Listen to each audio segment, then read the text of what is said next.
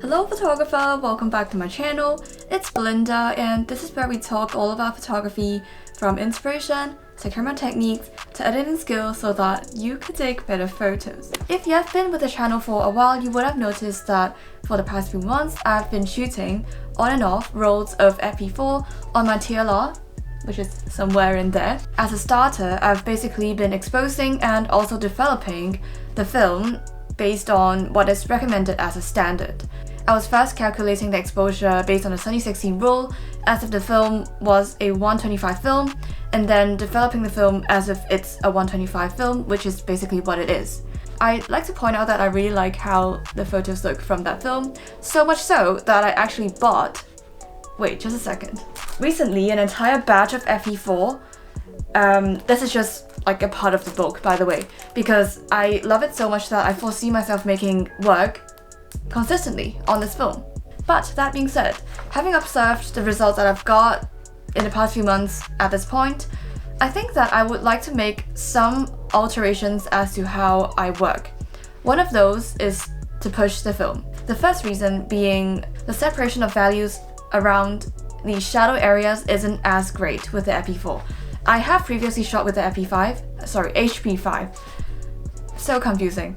And I can tell that there is a considerable difference in how the shadow areas render. I did study the characteristic curve for a bit and I do think that explains why, but then I think it's not exactly ideal, especially I do shoot quite a bit under lighting conditions that are quite harsh. So there will be really dark shadows in the type of scenes that I work in, but I do not wish to lose all the detail in those shadow areas.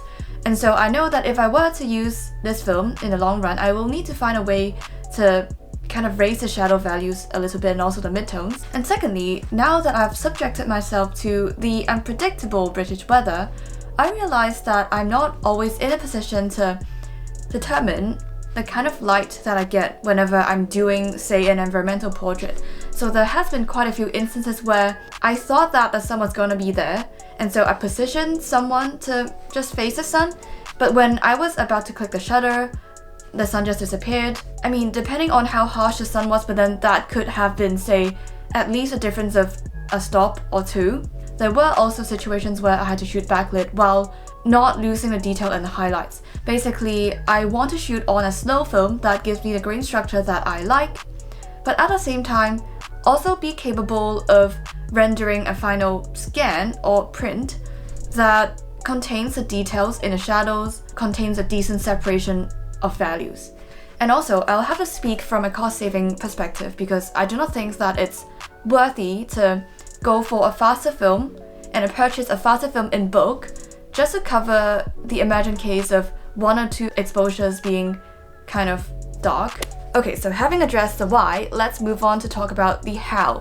So how am I gonna go about pushing my film? But if you've even remotely considered pushing your film, or basically taken any steps at all to find out how to do so, you'd realize that the information on this issue is strangely obscure. Luckily, the choice of developer that I have settled on is Kodak D76, which is a developer that's been around since forever. Fortunately, the information in relation to this specific combination of D76 and Ilford FP4 is relatively more complete, but if you're using a developer that's less common, well then good luck, because for instance, based on this technical data sheet that's released by Ilford, you can see that they don't have data points for every single developer and EI combination with regards to this film, which is the FP4. That was not an issue for me because there has been quite a lot of tests done in relation to D76.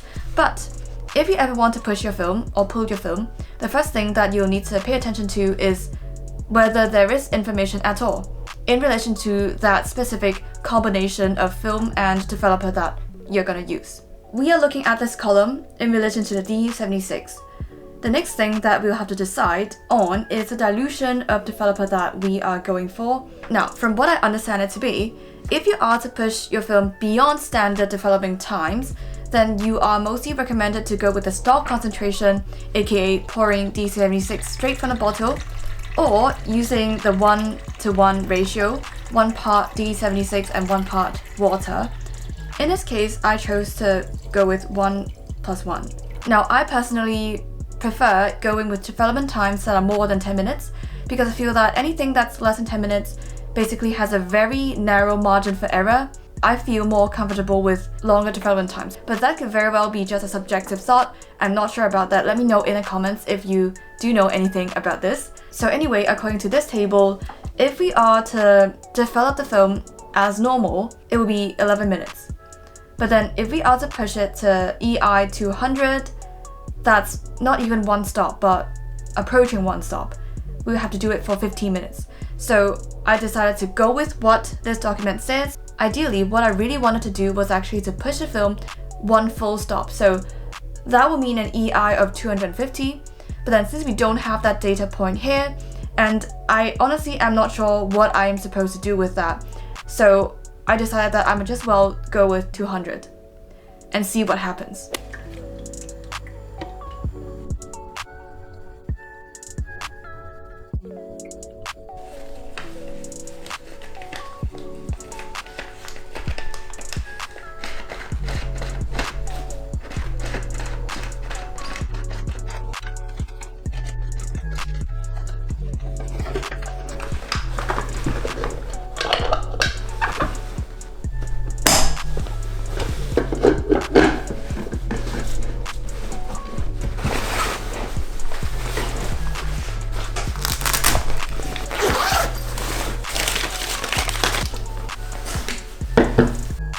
Usually I do the chemicals before spooling the film because it takes some time for the temperature to stabilize and hopefully drop a little.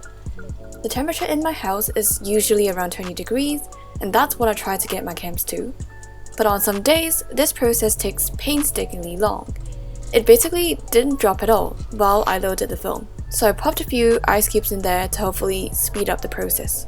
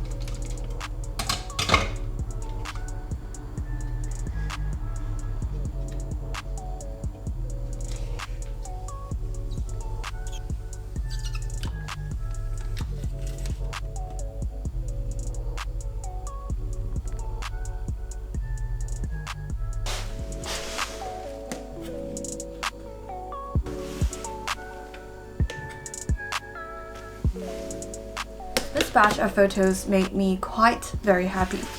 So to begin with, there were quite a few exposures where I unfortunately could not raise the lighting conditions because first of all, I was shooting backlit. So for instance, in this photo of a statue of a deer, the sun was hitting directly from behind. But then I had no choice but to take the photo from that angle because that's basically the photo that I wanted. I was wide aware of this when I was taking the photo, and so I actually did stop down my aperture all the way to 3.5 in hopes that I could secure the most amount of detail in the exposure and hopefully recover some detail in the development process, which I did not expect to turn out successfully, but then it did. I did manage to uncover quite a bit of detail in the deer's body, which I feel is quite a surprise. Here is another frame that I think did turn out as I imagined. His name is Trey. I wanted to photograph him basically in his gaiters. It was almost sunset, And so I positioned him to face the sun, which is basically kind of low on the horizon. But then because the sun was almost gone, the sunlight from the sun was quite faint and it was dwindling. It was really unstable. Right when I wanted to take the exposure, the sun just went away. I didn't want to keep him waiting because he's obviously practicing his craft, and I also have no idea when the sun is going to come out next. And so I knew I just had to take the exposure and see what I can do in the development to salvage the underexposure. I think definitely this photo would have been much better if the exposure was made more abundant in camera, but then given the restrictions that I had, what I did with the development I think is good enough for the purposes of this photo anyway. At this point, looking back, I will have to admit that for the most part, I was playing really safe by restricting the lighting conditions under which I could shoot so that it could never really go wrong. For instance, in the Sunny 16 video, I made sure that I was shooting only when the sun was out for the entire day, and so I didn't have to change my settings. I could just get away with developing normally and get decent results. But then as I shot more, I realized that there really are situations where I would want to shoot, even if the light is not exactly ideal. And so that is why after this first roll of pushing my film, I then went on to take even more risk with my film, which is to push my film even more beyond the EI 200 that's provided on this table. So how do you know how long the development time becomes if you want to push it to all the way to 250? Good question. The answer is I don't know. What we already know is that developing it for 50 minutes gives you an ISO of 200. So based on that, I just thought that 70 minutes would be a good guess. You know, I get it, it's not very convincing. It's not very reassuring either, but let the results speak for themselves. The thing that propelled me to take this risk is because of this shot. I saw this little girl. I wanted to take a photo of her in the park. Originally, she didn't want her photo taken, but then I started chatting to her grandparents, and interestingly, her grandparents got interested in seeing the photo of the girl, more so than the girl herself. And so they convinced the girl to let me have her picture on the condition that she gets to pick the tree that she wants to climb. So I followed her to her favorite tree. She started climbing up the tree trunk when I realized that this is going to be a horrible idea because the tree trunk was basically surrounded by a massive body of leaves and branches, and so I was basically shooting in complete shadows. I wasn't sure how to respond, so I just took the shot, knowing that it's going to be massively underexposed. I then suggested to her that maybe we could try another tree, so I was hoping secretly that maybe that tree would be better lit than the one before. So we started walking to another tree, but then I had to look around and I realized that all the trees were actually the same. No matter which tree she went to, it's always going to be in shadows. I knew that I just had to make the most out of the situation, and basically I was shooting portraits backlit. So I knew that pushing it to just 200 is not going to cut it. I'll have to take my risk regardless, and so I decided to push it even more. Doubtlessly, there has been some loss of detail, but then where there needs to be detail, there is. So yeah, I hope that you guys have enjoyed seeing me gamble and take, massive risks with my film. I assure you this is just going to be the beginning, there will be more to come. Thanks so much for watching once again, and I'll see you next Saturday. Bye!